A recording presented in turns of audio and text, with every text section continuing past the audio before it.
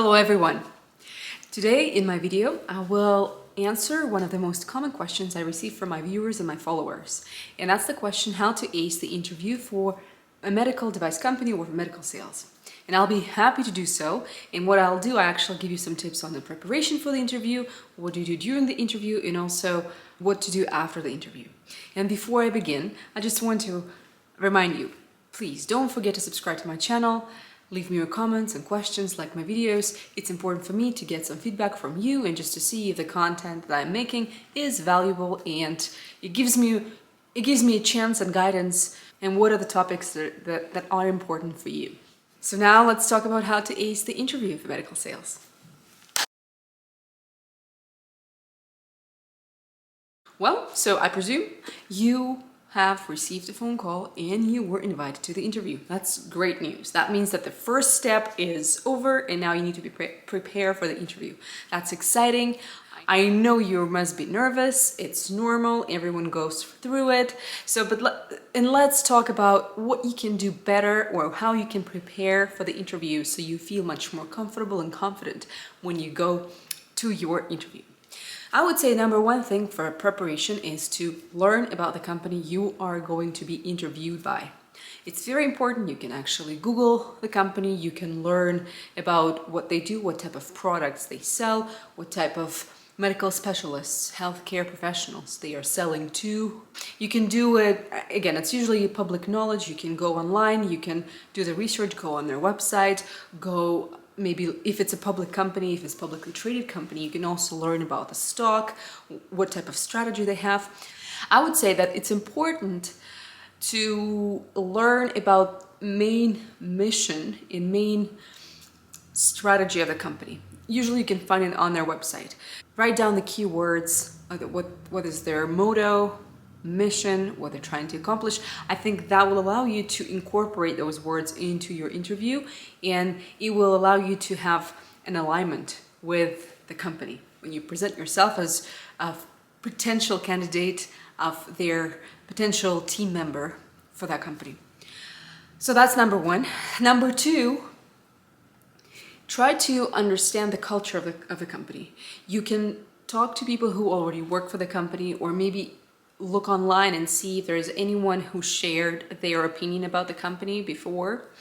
I think it's important to know what type of culture in terms of, is it a more conservative company or it's a little bit more open-minded liberal company. I think that will also allow you to put strategy together, how you're going to behave during the interview. Because if they're conservative, you know that you need to look a certain way, you need to present yourself a certain way, and you need to follow certain steps for the interview. If they're a little bit more, I'd say, flexible, the way how they see it, it gives you also flexibility where you can actually show your creativity in the interview process, and it also will allow you to prep for the interview better. Number three, for the preparation, that would be actually storytelling preparation for you. You need to be prepared to tell stories about your successes, about your losses, about your mistakes. Write them down, structure them, make them short enough and memorable enough. So when you are being asked to share some of those stories, you have your stories ready. It's important to have in your I'll call it in your bag, because it's a very common, I would say it's a very common way of companies to learn about the candidate. And if you have if you are very good in storytelling, you can actually have a very positive impression on the hiring manager, on the interviewing person, and it will make you quite memorable. I would also add to this point, list your strengths and weaknesses. Be prepared to talk about both. Find perfect stories to support an idea of strength that you have, and similarly your weakness. So if you're not familiar with two strategies when it comes to listing your weaknesses, I'll share them with you, and you can actually do more research on those. So the first strategy to talk about your weakness is to choose one weakness and to present it as a plus or as a strength. So it can be seen from both ends. Work on that and work on the story that can actually support that this weakness actually can be used in some situations as a strong point and strong feature. And the strategy number 2, when you talk about weaknesses, is to choose the weakness that you have, but you were able already work through it and you overcame that weakness. It's also a very strong point because you are transforming a weak point into a strong point. Do a little bit more research if you want to online. There are some examples out there, but those are 2 main strategies. When it comes to strength, I think it's a little bit easier because you can write down your stories and you will support each strength with a story. Now let's talk about actions during the interview and what do you need to do for the interview to be effective.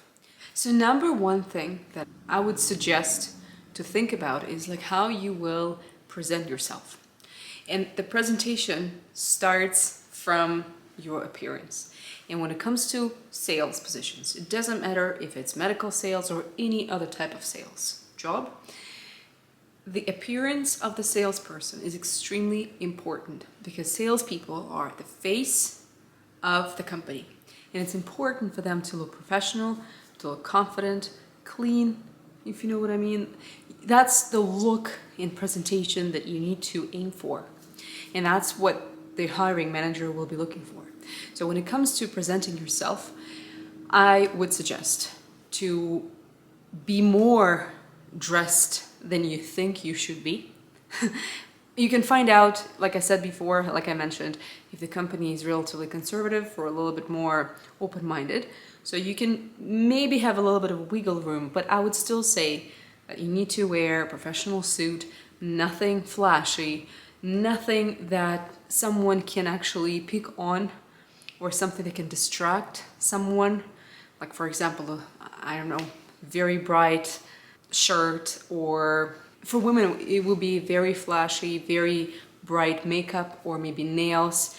I wouldn't say that they're deal breakers, but they can be for some people, especially if the hiring manager is a visual person and they will assess you based on how you look. Similarly for men, I would suggest to stay away from having long facial hair because I think it can be very distracting. And also the look, if you do have facial hair, make sure that it's very nicely groomed and trimmed because it's just the overall image of a person. It's overall image that we are trying to create, and you want to present yourself as a professional. Think through your wardrobe and what you're going to wear. Make sure you bring with you your resume. Make sure you bring with the list of references. Bring anything that can actually confirm your statements about yourself and on your resume and your cover letter. It's some sort of certificate. If it's some sort of award that you won in the past, bring that with you. I think it will help you to reinforce the message that that's what you've done, that's what you mentioned, and here's the proof. And you can also bring a few cheat sheets for yourself just to have an idea when it comes to, let's say, names of products, because most likely the company that you were trying to get employed by, they will have a variety of products and a variety of names. And there's a chance that when you're nervous, you can forget those names of products, or maybe you're not very familiar with those, and that's okay. Write them down, have that with you. There's nothing embarrassing about having a list of those names and topics listed on your cheat sheet. I think it only shows that you came to the interview prepared. During the interview, I would suggest to have a story that will prove that you are a successful seller. It doesn't have to be a specific sales experience, but you need to be able to give an example and be very confident about your ability to sell something. And you should be also prepared for a situational question when you need to sell something or you need to persuade someone to try a product. Think the strategy, think how you would do that, and demonstrate it during the interview. I would also suggest don't be scared to ask questions during the interview. It's important because you will be able to gather information about the company, again, culture of the company, and you will be able to feel and readjust your responses in accordance to the answers that you were getting from the person who interviews you. If you are coming to this from non-sales jobs and you're trying yourself in sales jobs, I would suggest to have good examples and very firm answers why you are good for this, why you can sell, and why you want to sell. It's very important, and it should sound very convincing. You need to convince the other person that you can sell and you can build relationships. It's not only selling, it's also building relationships. That's the skill set that they're looking for. Be prepared to make points that will show that you are capable of building long-lasting, positive relationships with people.